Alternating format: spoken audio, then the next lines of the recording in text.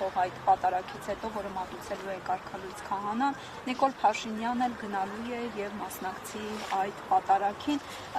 Սա ինչ վտանգավոր հետևանքներ եւ զարգացումներ կարող է տեղի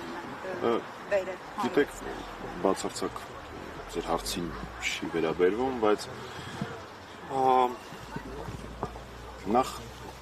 շատ վատ է, որ մեր հասարակությունը, մեր կյանքը, հասարակական հասել է նրան, որ ես լուրջ դեմքով պիտի պատասխանեմ, թե ինչ տեղի կունենա, եթե կարգալույծ արված քահանան մատուցում է Սուրբ Պատարագի արարողություն, կարգ, վարչապետի աթոռին նստածը ասում է, որ ամեն ինչով իր կողքին կանգնած է, լավ խորանին չի բարձրանում, սատարելու է, մասնակցելու է, ես չեմ կարող լուրջ դեմքով այդ ամեն ինչը մեկնաբանել, դա հայտարարություն է, մտածելը դրա մասին իմ համար աննորմալ է, ու մնաց դա մեկնաբանել է, ես մեկ նորից ձեր հարցը չեմ թիրախավորում, իրավիճակն եմ թիրախավորում, դա առաջին, երկրորդը, այո, դրա զարգացումները շատ վտանգավոր կարող են լինել, ոչ թե այն պատճառով, որ ես եմ այդպես կարծում, որովհետև Փաշինյանը դա ասել է, ինքը ասել է, որ հետք չի կանգնելու իր հակաեկեղեցական արշավից, որ ինքը շարունակելու է թիրախավորել հայ առաքելական Սուրբ եկեղեցին եւ դրա առաջնորդի վեհապար Տիրոջը։ Այսինքն դեռ բացարձակ էական չի, ես ինչ եմ կարծում դրա շուրջ։ Ավելին ասեմ, այդքան էլ էական չի, թե Փաշինյանը ինչ է պատրաստվում անել։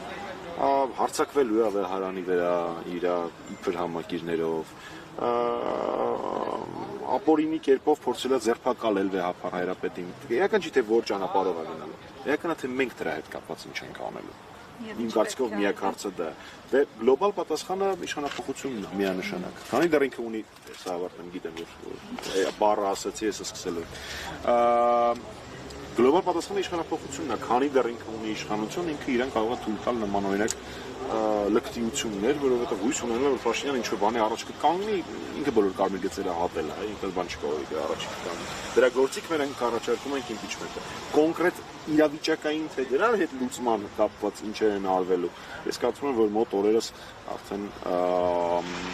դա հանրային կդառնա, հրապարակային կդառնա եւ առաջին հերթին դա կախված է մեր առաքելական Սուրբ եկեղեցու մոտեցումներից այդ հարցի շուրջ եւ իրենց ընկալումներից եւ իրենց գործողություններից։ Պարոն Մամիկյանյան, խնդրում եմ չընկալում, խնդրում դա հանկարծ դիտարկել որպես պատասխանատվության տեղափոխում հայ առաքելական Սուրբ եկեղեցու։ Ընդհանրապես մենք հավատավոր եւ ակնածանքով վերաբերվող քրիստոնյաներ ենք եւ ակնկալում ենք առաջնորդությունը մեր առաքելական Սուրբ եկեղեցուց։ Պարոն Մամիկյանյան, այսօր Անին Սիմոնյանը արձագանքել է Մարտուն Գրիգորյանի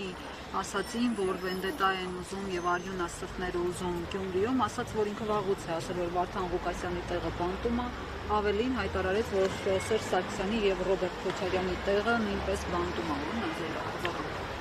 Իմ արձագանքն է, որ ինքը բանտից կշարունակի թվարկել, թե իր կարծիքով ում տեղն է բանտում։ Իմ կարծիքը դա, երբ այդ շատ լավ հարցով ոչ միայն ինձ դրանք արնել բոլորս ինքնես բայց իմ կարծիքը այն է, որ Սիմոնյանը երկար տարիներ նստելու է բանտում ու հատառհատ թվարկի, թե ինչ լավ կլներ, որ հասցնեին շինծու գործ կարել նաև Սերժ Սարգսյանի եւս մեկը, նաև մյուս դիմադիր գործիչների, այդ իմ մոտեցումն է կապված իր ասածների հետ մեկ։ Ձեր հարցի առաջին հատվածի հետ կապված։ Գիտեք, ինչ-որ երեսփոխանների համար դա ընդհանրապես մի հատ հայտարարություն ավել ազգային ժողովում ունենալու շանս է Գյումրին մեկնաբանելը։ Մեկ էլ, չգիտեմ, իրանց մոտով է պլյուս մինուսները անում, տանել ցույց տալ այդ ինչ-որ մեկին, այդ մեկն էլ դնի նայի ասի, այսինչ ամ պլյուս, այսօր էլ ինքը խոսեց։ Հա չէ, դու մինուս, դու լավ չես աշխատում եւ այլն։